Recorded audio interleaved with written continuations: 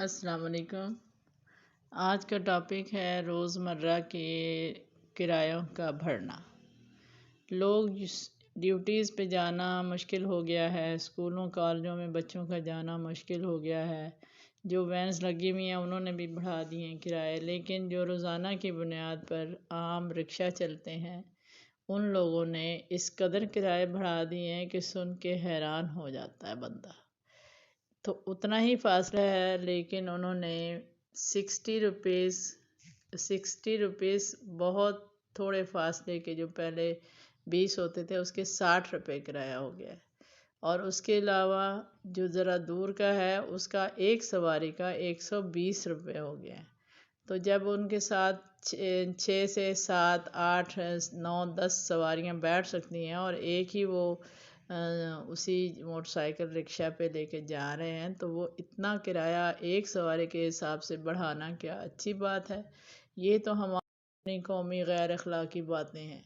لیکن حکومت جو قیمتیں ہیں پیٹرول کی تو دھڑا دھڑ بڑھا دیتی ہیں۔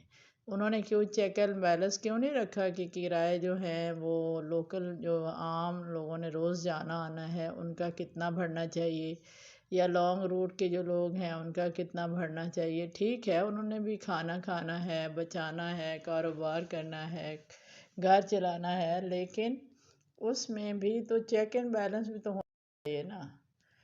اپنی حکومتوں کو چاہیے کہ ان پہ چیک اینڈ بیلنس رکھیں۔ اس مہنگائی کے کرائے سے بچنے کے لیے لوگوں نے سوچا کہ ہم سائیکلیں لے لیتے ہیں۔ اب جو لوگ سائیکل خریدنے گئے وہ سائیکل جو پہلے 15 کی تھی وہ 20 کی ہو گئی ہے، جو 20 کی تھی وہ 25 کی ہو گئی ہے، 25,000 کی۔ یہ نہیں سوچیں گے 100 کی۔ یعنی کہ ہم ہزاروں کے حساب سے جس چیز کی ضرورت بڑھتی ہے ہماری قوم کے لوگ اس کی قیمت ہی بڑھا دیتے ہیں۔ قوم تو خراب ہے لیکن حکومت تو کچھ خیال کرے اور اس قوم کے اوپر چیک اینڈ بیلنس رکھے، تو تاکہ وہ اپنے جو ریٹ ہیں جو اپنی بیچنا ہے اس کو اپنا منافع رکھ کے تو تھوڑا بہت بیچیں۔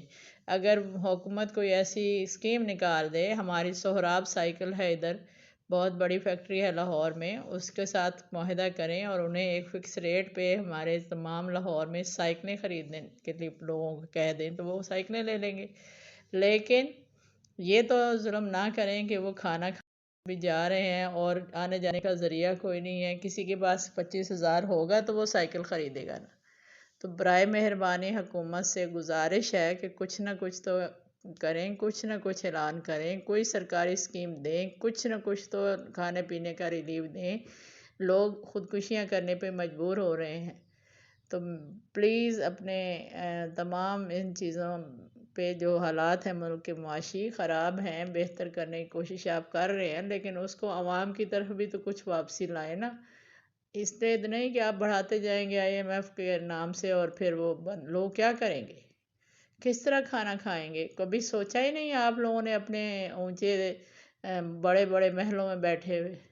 تو سوچیں برائے مہربانی اور کچھ خیال کریں۔ گورنمنٹ سے بیان آتے ہیں کہ IMF سے معاہدہ کر لیا، کوئی کہتا ہے پچھلی، کوئی کہتا ہے اگلی حکومت، نگران حکومت، ان سب کو چھوڑ دیجئے سننا۔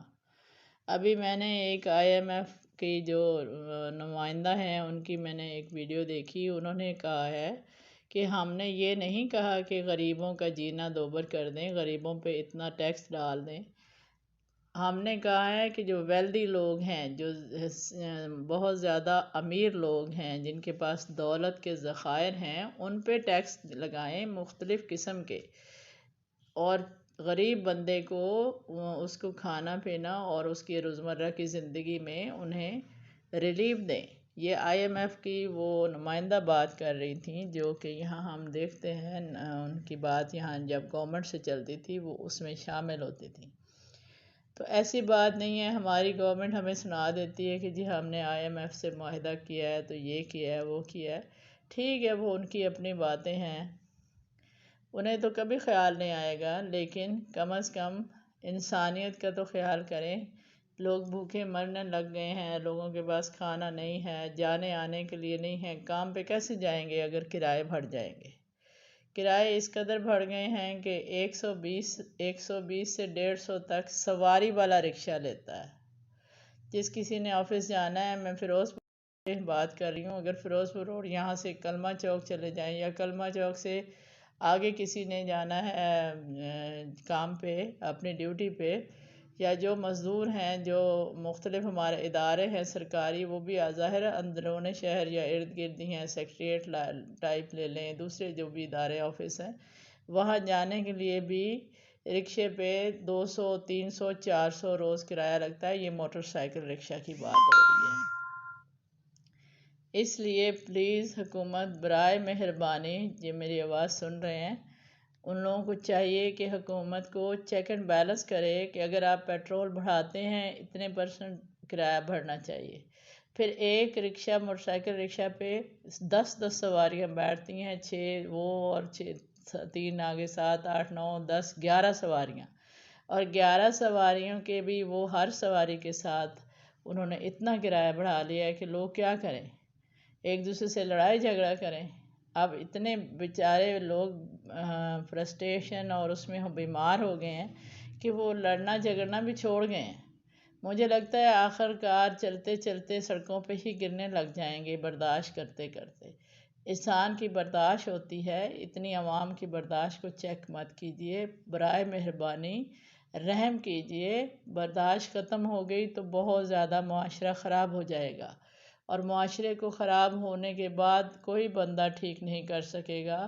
تمام جوان نوجوان طبقہ، بڑے بزرگ، خواتین، بچے بچیاں جو باہر کام کے لیے جاتے ہیں، اسکولوں میں پڑھنے جانا ہے، گھروں میں کھانا نہیں ہے، اس لیے وہ لوگ تو پھر آپ سے رکے نہیں جائیں گے۔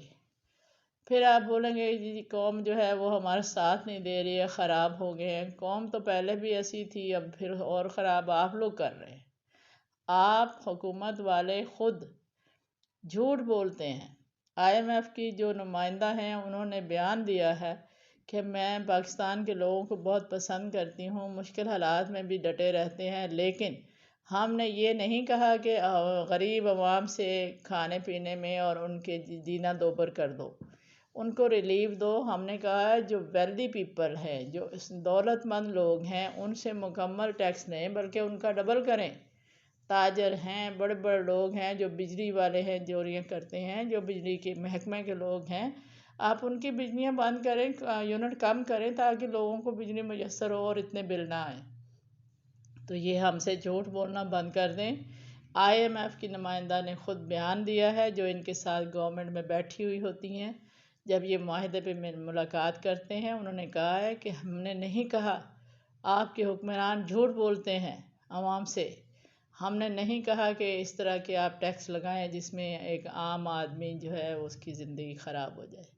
تو برائے مہربانی اگر آپ کچھ پیٹرول یا کوئی چیزیں بڑھاتے ہیں یا ملک کے حالات بہتر کرتے ہیں تو اس پہ چیک اینڈ بیلنس رکھیں، عوام کو کھانے پینے کی ضروری اشیاء دیں، اور اس کے بعد آپ جو مرضی کرتے رہیں۔ اوپر ابھی آپ نے الیکشن کرنے ہیں اور آپ نے کروڑوں روپے کی ایک ایک سیٹ جو ہے وہ خریدنی ہے۔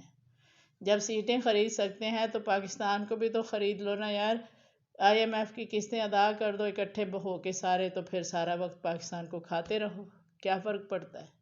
عوام تو کھانا کھائیں گے نا، عوام تو نہیں مانگ رہے کہ آپ سے بڑے بزنس اور بڑے فیکٹریاں اور بڑے گروپ آف انڈسٹریز بنانا۔